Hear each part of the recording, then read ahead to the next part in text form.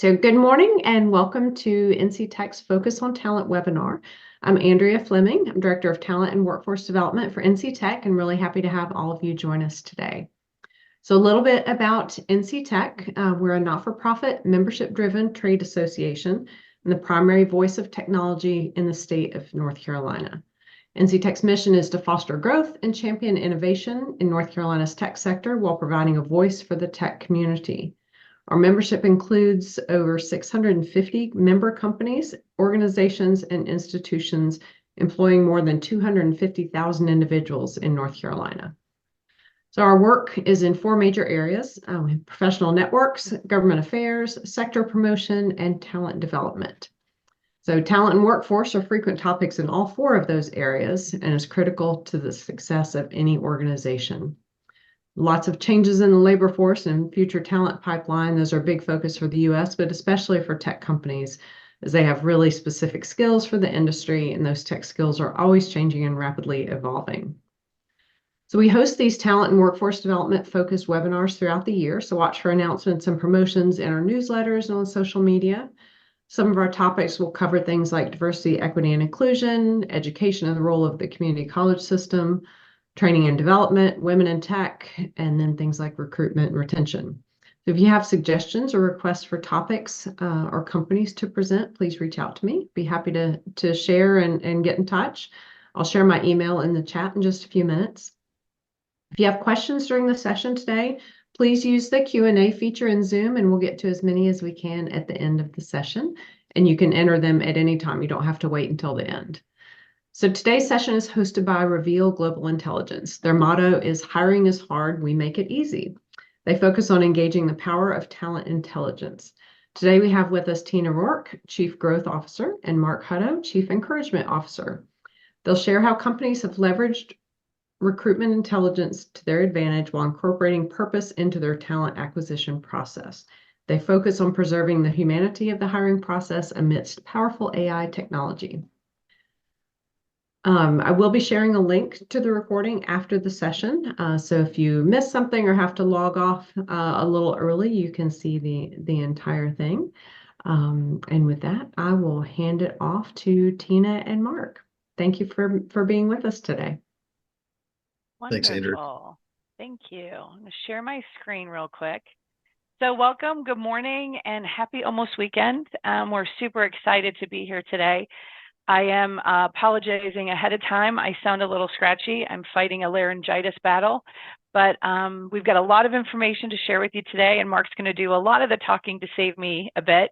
So we're excited, but thank you, Andrea and North Carolina Tech. We're very excited about this, and thank you for the attendees. We've got, from what I understand, one of the larger groups, so we're excited to kind of dig in.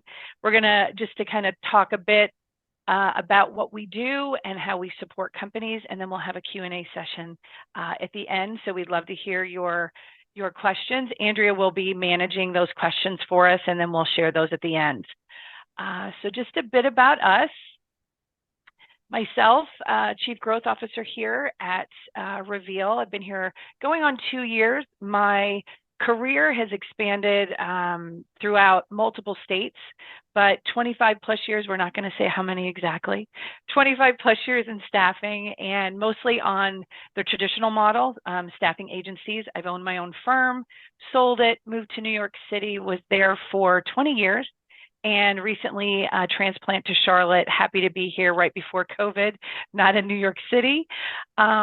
I also have a very strong love for nonprofits. I'm involved in several here. Of course, NC Tech, we've got the NC Medicist, which I'm pretty dedicated to as well. And then different art leagues here, as I'm an abstract artist on the side and love the creativeness. I also love to play golf, which is a big reason why we moved to Charlotte. And I hope you don't judge, but I also like long walks down the wine aisle from time to time. So that's a bit about me. So Mark? Hey, thank you again, NC Tech and Andrea, for the opportunity to speak on something that we've got a lot of passion about. 30 plus years of talent acquisition, 15 years, Wells Fargo and Deloitte. I started as a recruiter and then moved into leading recruiting and sourcing teams at both of those organizations. And then started Reveal going on 19 years ago. Charlotte has been home most of my life, and grew up moving around a lot. People often ask, was one of your parents in the military or something? No, they were in the witness protection program. That's why we had to stay on the move. And I also am being a little bit cheeky about the future author on being Mark's dog, because that would be a good spot. If you ever come back in another life, you would want to do that. We're avid dog fosterers. So if you go to the revealglobal.com and go to the About section and scroll down to Mark's Mutts, you'll see the lineup of dogs that we've been fortunate to rescue. And like Tina, I love to play golf, but my passion is a lot stronger than my skills. So doesn't keep me off the course though. So we wanted to just kind of touch base on who we are in the market. We don't want to dwell on it, but basically we're celebrating our 19th year, which we're pretty excited about. And our headquarters is here in Charlotte. We do support companies on a global level, any industry, and you'll kind of understand a little bit about that as we go through. And we're also members of NC Tech, which we're really proud of. The amount of conversations and intriguingness about what we do has been overwhelming, which is great. And I'm excited also, we're working with the Lean In Circles. I'm leading one of them, She Can, and the folks are just really really interested in what we do. We are a non-traditional recruitment firm, and folks kind of give me that whistle of like the dog ear of what does that mean when we mention that. And it's really more about, we're not fee driven. We don't charge a fee based off of a placement.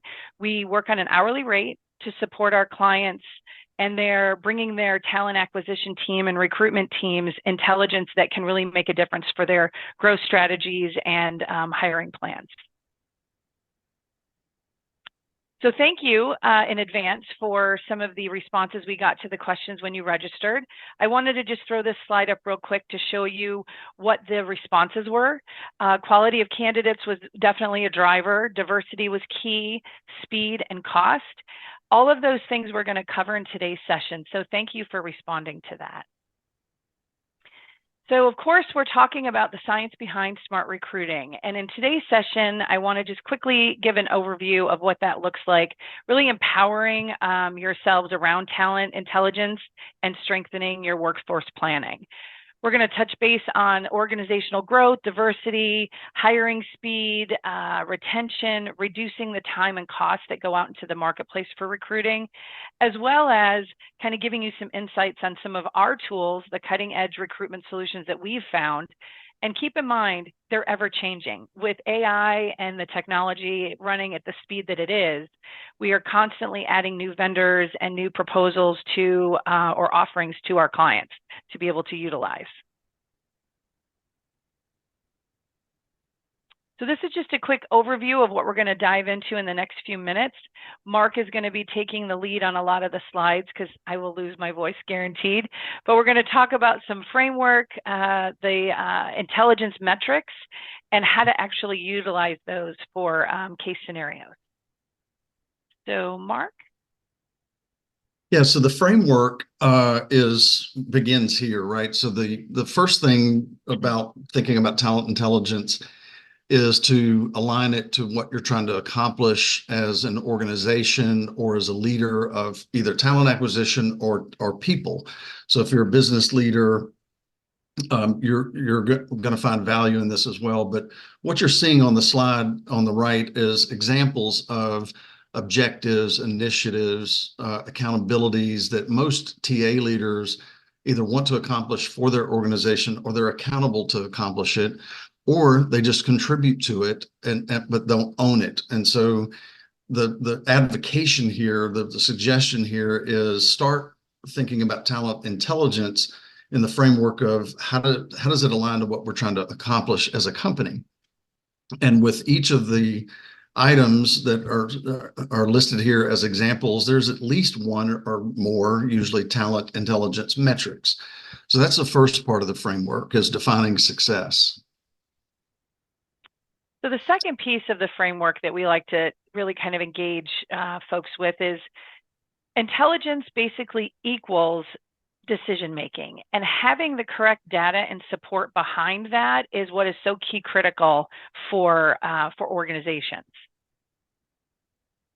And the categories here is another part of the framework of, these are suggestions on how you might want to think about it. Like, you've got a group of metrics that really serve intelligence about the candidates individually and collectively, and then about the competitors, and then about the recruitment process, and then maybe the market as a whole. So think about how you might want to develop your own taxonomy, your own categorization, but that too is part of the framework. So we're defining success, then we're thinking about it in terms of what kind of decisions will it support, and how do we want to categorize those.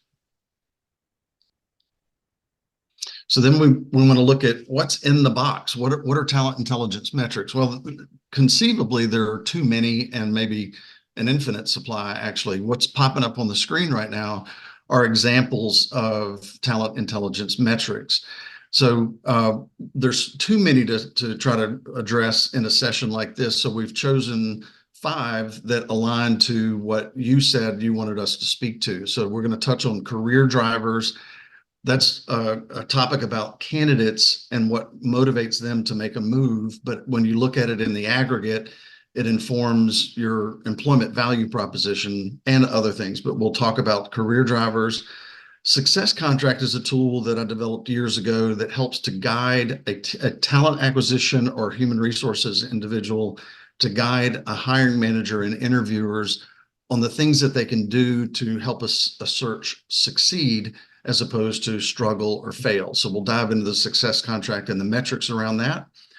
Diversity, fundamental to the talent acquisition process. But what we want to share with you in this topic is what are some of the tools and technology that you can use to assess what the market offers by identity group. So some really cool stuff there. And then outreach methods, why is that on here? Why is that a talent intelligence metric? And it has to do with understanding whether it's text or email or in-mail or phone calls or actually US mail or a FedEx, what works best for a particular job family, and how can that optimize the process? And then supply and demand of talent, again, is sort of a fundamental, but here again, kind of like diversity, we've got a number of tools to show you and how they can support, if you're in talent acquisition, how do you advise and guide your hiring manager, your client group on what's available in the market, what it costs, and what's the competition for that talent. So what you're seeing here is, and these are going to start scrolling in a minute, is to make the point that there is such a thing as too many talent intelligence metrics. So, but what I want you to take from this in particular is for each talent intelligence point, you want to understand what is the purpose or the value behind that. And then as a talent consultant, what is your role? What is it that you should be providing in terms of advice or guidance? And if you're a hiring manager or a leader of talent, what should you be expecting in terms of guidance and support to help make those decisions we talked about? So use case scenarios, let's take all that philosophical stuff we just talked about, the framework, what goes in the box, how do you categorize it? There's a consultative context there that we just saw. And how do we move that into a practical environment? Like, what do we do with this information? So let's dive into that. And we'll do that by just, there's a lot going on in this screen, right? So I want to take it, take you through it in a stepwise manner.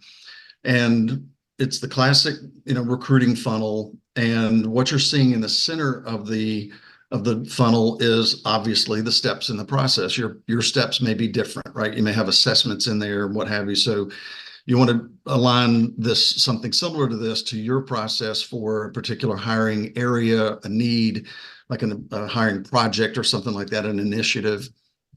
And if you're doing this, throughout time, you will start to understand what your conversion rates are. That's the blue numbers on the right. And then that leads you to the whole numbers on the left. And so what you're seeing here is an example of, we need to get 12 hires for this initiative. And it starts to inform the process when you know what your conversion rates have been historically as to how many people need to pass through the process. So if we have to identify 570 and we have to have recruiters doing 228 screens and hiring managers have to do 53 screens, that starts to set the stage for how many people do we need involved over what period of time, how much time, how many screens can someone do in a day, and that starts to put the plan together from a calendar standpoint. Now, the key behind this, and a lot of you know this, I know there's a lot of folks on this session that have a lot of years of experience in talent acquisition. But the key here is you want to influence those numbers in blue up, usually, right? You want to increase those and optimize the process. And when you do that, for instance, if you wanted to move the 30% to 35%, then that's going to reduce the 228 and the 570 so that you can still get, the 68 people into the hiring manager's inbox and for them to review. But how you do that as a recruiting professional, as a talent acquisition professional, that's what's on the very far right hand of the screen. So notice how the verbiage there is aligned to each ring in the funnel, if you will, right? So we're going to dive into things like career drivers and the success contract and the summary disc profile to illustrate that tool or that technology influences more than one of these conversion rates, but primarily the conversion rate that it's aligned to. Likewise, the client, the hiring manager, there's some best practices that you can advise them on or that they should be following with each step in the process. So we'll dive into that as well so that you can be that talent advisor or that talent consultant.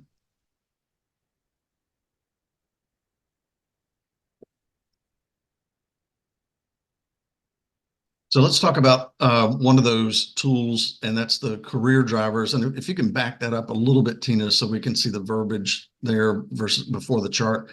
So the purpose behind this is an obsession of mine years ago. Like I was thinking, what is it that causes someone to stay in the job they're in or to move to a new job or a new company? And I thought, is that an infinite list or can it be captured and summarized? And that's what we've done with this document on the left. And generally, all of us care about, all of us who are employed and need to be employed, we care about compensation and benefits, the meaning of the work, the environment. That's the big one that has culture and work-life balance and so forth in it, personal and professional development, and then the leadership or the management that surrounds us. So when we approach candidates, we are not, as Tina said, we're not focused on a placement fee. We're focused on the lives and the livelihoods of the people involved, the people hiring and the people being hired. So as I believe firmly that TA professionals should be career coaches. And so you want to talk to the candidate about what motivates them. But most of the time we're calling people, and you are, who are gainfully employed, heads down doing their job. And they don't think about that. So you have to coach them into the thought process around what is important to me, and then how do I rank them? So we talk to candidates and ask them to prioritize what's number one and number two and number three, and then define those. So at an individual level, you're submitting a candidate who is clear on what's important to them, the circumstances that would have to be in place for them to make a change. And as you hand that baton of information off to the hiring manager, it positions them to meet the candidate where they are, to speak to what's important to them. And when you aggregate all of that, you see something like this graphic here. And you might say, like, for stress engineers for aircraft design company, for instance, a long process with multiple hires that we were engaged in this past year.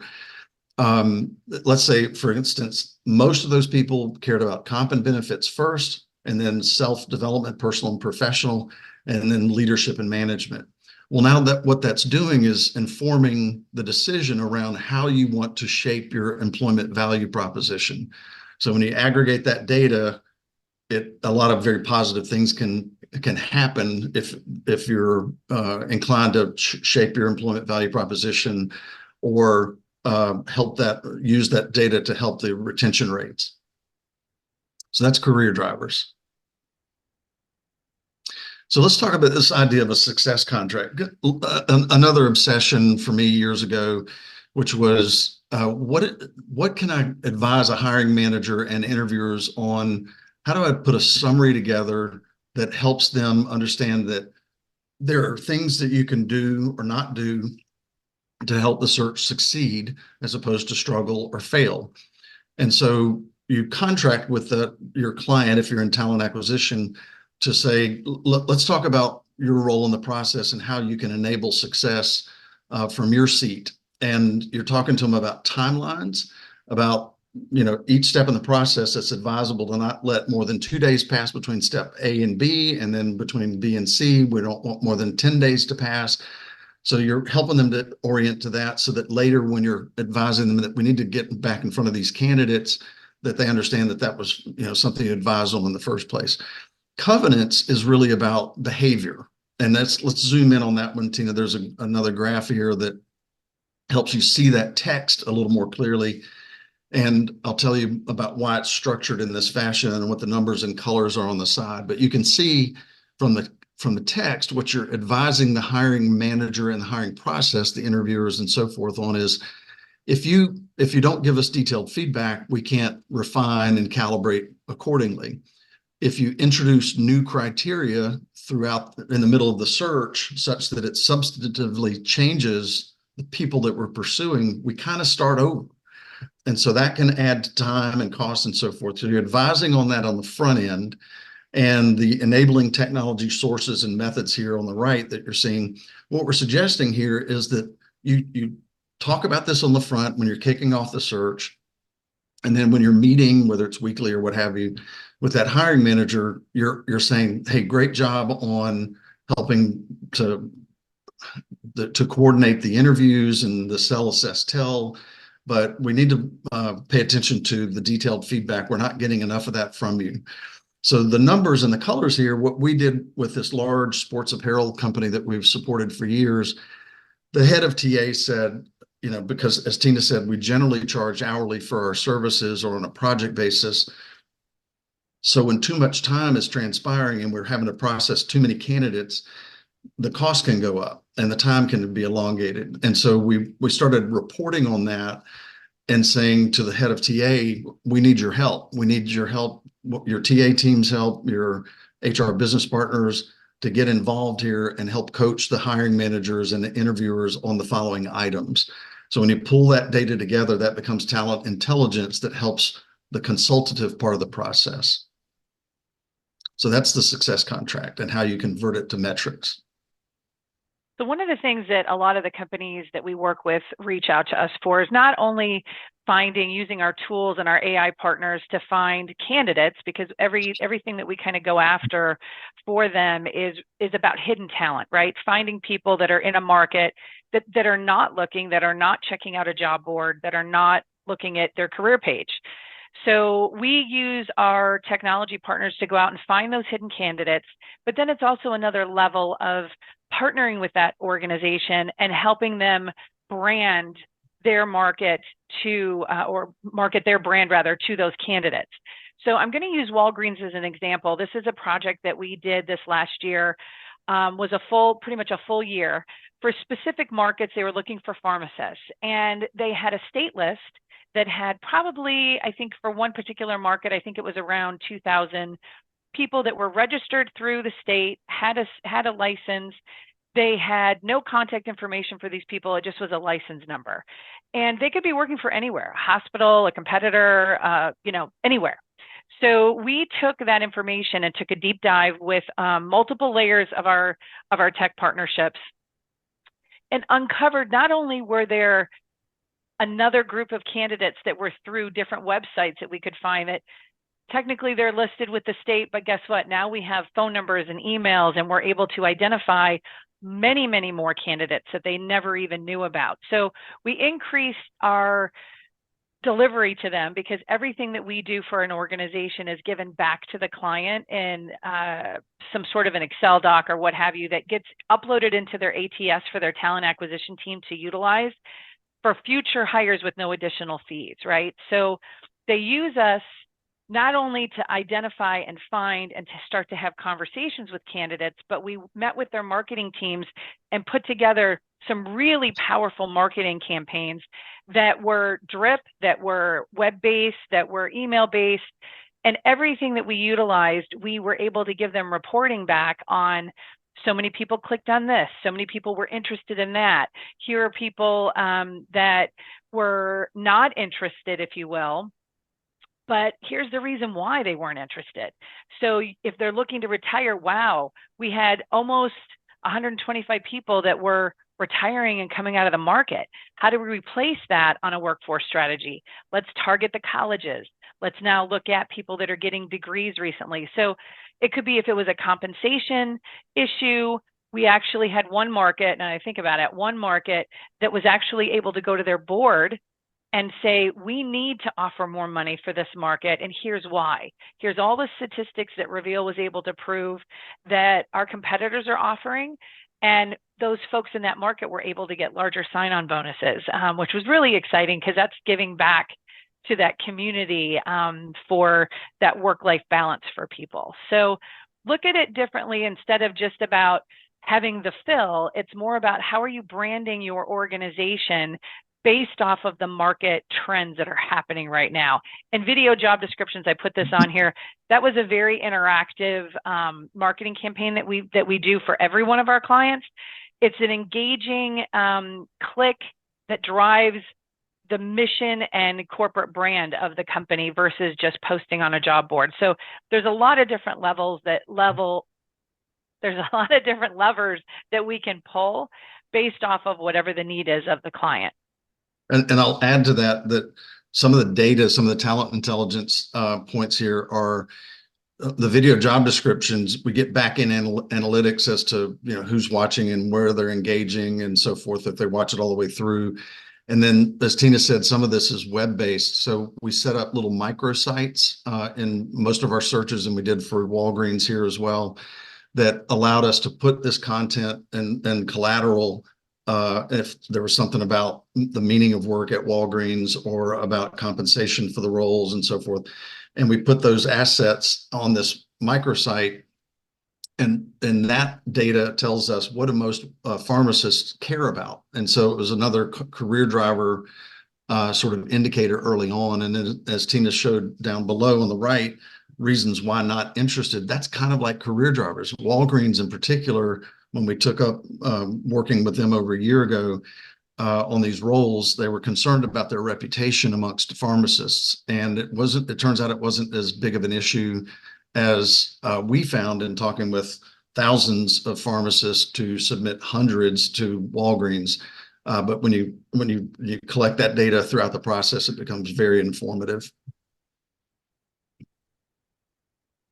And I see that there's a question that we'll come to about meaning and purpose of the work. That's not lost on me. We'll talk about that in a minute. So diversity, what I want you to take from this is we kind of know the topic, right? It's an important part of the process. It's an important part of the equation. Quality, quantity, cost, speed, and diversity are what TA functions should be accountable for. But how do you produce the data so that you can set expectations for what the market has to offer? The key tool here that I've seen get this right more often than any other tool is Seek Out. So Seek Out is a competitor to LinkedIn. It lives on and depends upon public LinkedIn profiles. But what they've done is taken the bold move of inferring what identity group the candidate pool is a part of. And so you conduct a search and Seek Out for those individuals that you're looking for, and then you click on this other portion that says People Insights, and it'll give you a view like this: how many people by identity group are in the market, so that you can say if the client said we really have to increase the women in this role, and that starts with the candidate pool, we can say, well, 20% of the population are women.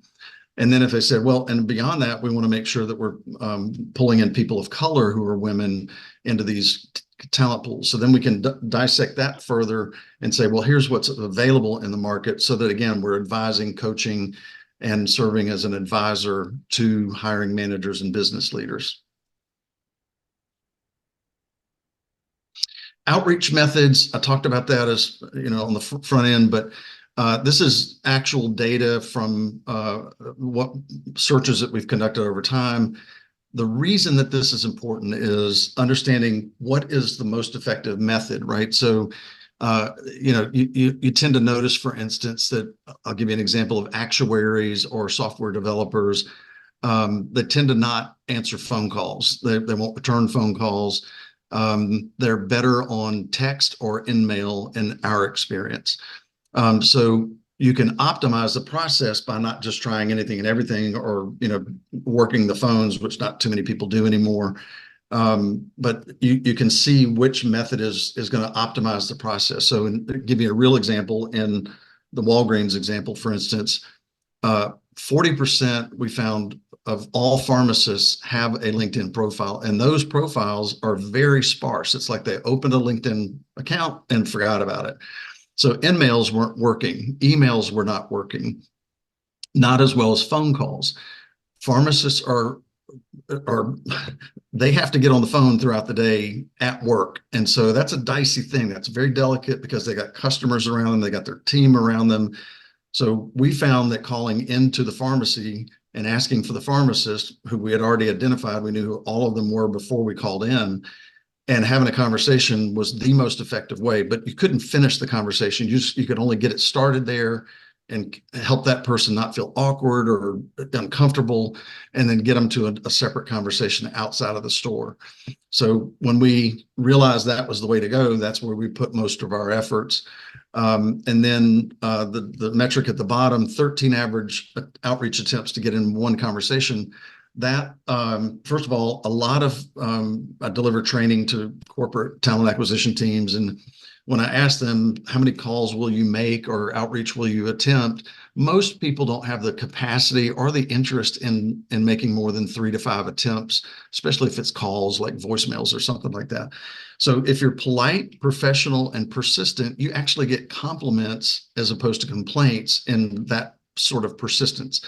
But the other thing is, if you know that the average is 13 attempts through multiple channels, you can advise your hiring managers that this is going to take days to reach these people. Once we've identified them and we start pursuing them, if they're passive, it could take a week or two before they actually realize we're going to be persistent, we're not giving up, and they need to return the call. So you can manage expectations in terms of the timeline with that kind of data. Supply and demand of talent. I'll focus your attention because you kind of know what the deal is here, right? It's like what's out there and who's competing for it, and what are we up against. So I'll focus your attention on the bottom left of the tools, Lightcast, which is formerly MZ. We're in talks with them right now about subscribing to their tool. Bureau of Labor Statistics, LinkedIn Talent Insights, where we have that already. They just made the change of making that available in LinkedIn Recruiter. Competitors to Lightcast are Talent Neuron, Vertus AI, and Horsefly Analytics. But through these tools, you can get to, like in this first graphic, what are the workforce trends? How many hires and departures across this particular workforce? You can get to the companies that are employing them, and you can look at how many departures versus hires do we have at a particular company, because if a company has notable number of departures for that particular role, it might indicate that your employment value proposition could be more attractive than what that company is offering at that time. So that's how that data can help. And then certainly by industry as well. What industries are employing the talent we're looking for, and do they have more departures than hires in that vertical? And then this image here, these meters, if you will, is from Lightcast. We were working on a classic IT manager for a background check company in the state of North Carolina. So the data here told us in North Carolina, we have actually more people than the national average who align to that role. So we had a good supply, and fortunately, the cost of that talent on average was lower than the national average. So we could talk to the hiring manager about that. And coincidentally, the hiring manager said, we'll probably pay around 140 to 150. And the person that they hired, they offered her 150. So they were right on the money for what she expected as well as what the market was paying. And on the right is the competition. So how many job postings are there for this role? Well, in North Carolina, it was slightly lower than the national average. So that gives you a feel for the demand and the competition.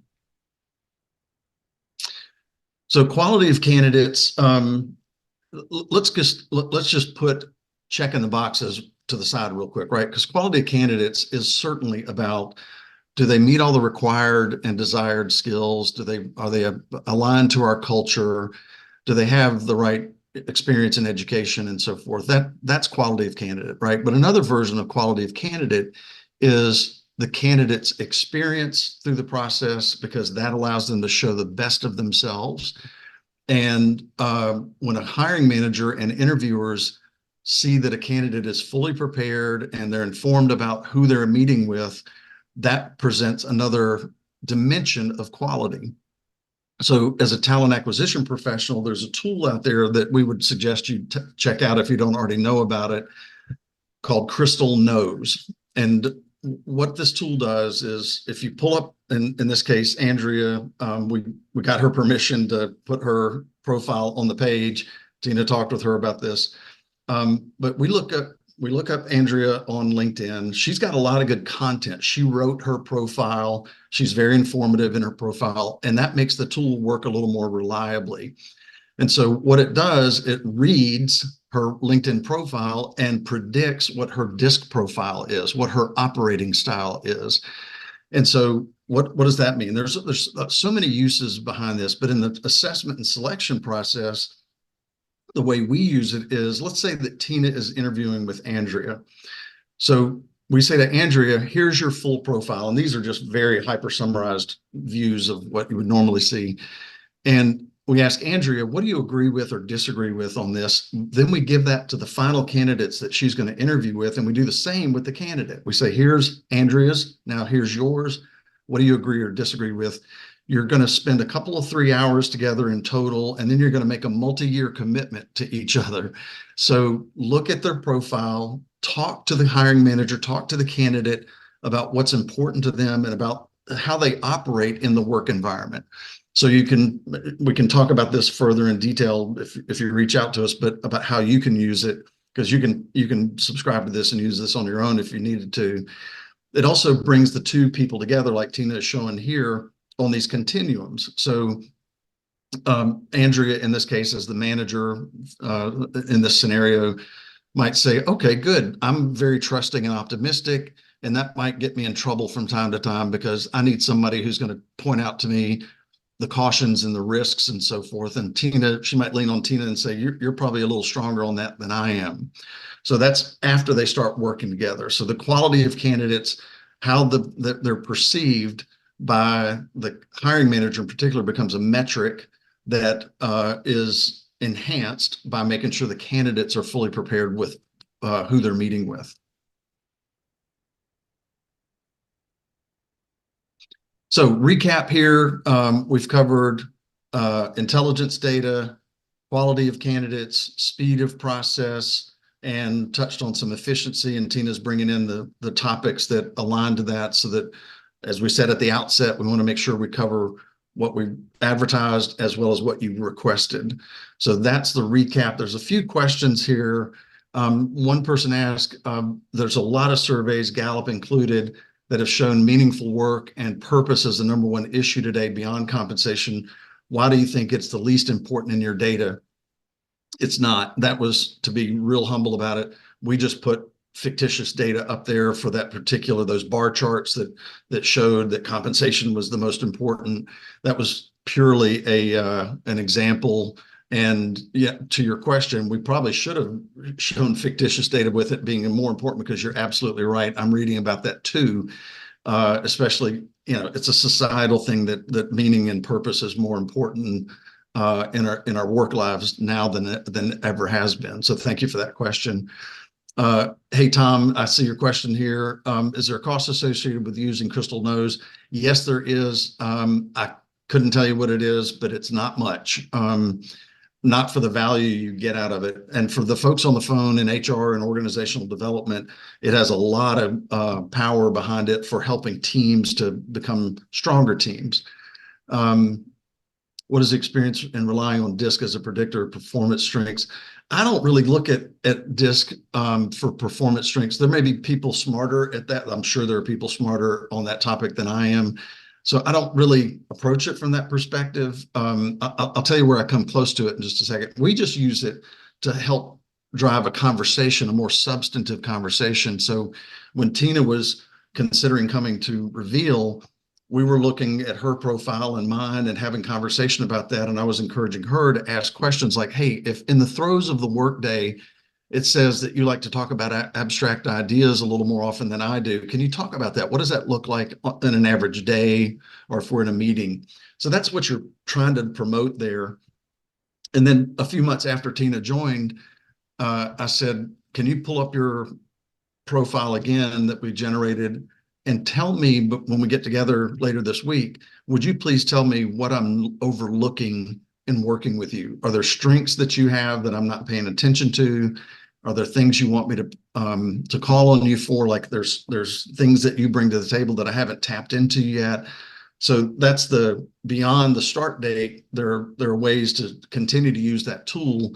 And that aggregate view that we showed you with Tina and Andrea, you can put multiple people on there. And so like for a leadership team, you can kind of see how people are wired from an operating style standpoint, not performance so much.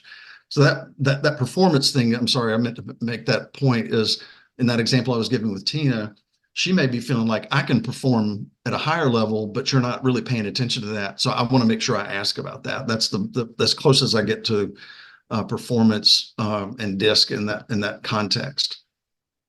I think that's all the questions, and we've got 3 minutes left. Andrea, I don't know if you're seeing other questions that I'm not seeing. I don't see any other questions, and I have included in the chat, just letting everyone know I'll send out a recording of this later this afternoon, along with your contact information. I mean, just my comments, all of this was extremely interesting, especially the chart with Tina and I on it. I know I have enjoyed working with her just on this project, but it's really interesting to see those details broken down. Again, hiring is really expensive and it's risky, and anything a company can do to make that easier and reduce that risk and make the process a little bit smoother, and looking at those things like personality profiles, because you need the skills, but you also need to be able to work together. So I thought it was extremely interesting from my point of view. I hope that everyone on the call was able to take something. We do have another question that just came in. How do you assess for this movement towards skills-based hiring? Skills-based hiring is getting a lot of press these days, and I don't think the DISC tool really assesses skills. So I'm not sure that would serve that need, and I'm not sure if that's the context of your question, but to forgive me if I'm pronouncing this wrong, to Ruka's question, if you're not paying attention to the movement towards skills-based hiring, it's something you should be paying attention to. It's very prominent now. It's suppressing the importance of a pedigree education, and it's more about, can they do the job, and how do you set up your assessment and selection process around skills versus education and pure work experience. Like years of experience doesn't necessarily mean you have the skills. Are there any other questions? That was 5 metrics in 40 minutes, right? So this is a big, deep topic, and go back to that framework and think about, what are we trying to accomplish? What are we trying to solve for before we just start, looking at metrics for metrics' sake? Right. Yeah, you both covered a lot of information in a short amount of time, but hopefully enough to tease some individuals to get in touch with you directly, to have those deeper conversations, and inquiring more about how they can apply some of these tools to their own company. So any last words before we wrap up? Thank you for the time, Andrea. Appreciate the opportunity to present to NC Tech and others. Thank you so much. All right. Thank you, Tina. Thank you, Mark. And appreciate everyone spending some time with us this morning. And you will receive an email from me later this afternoon.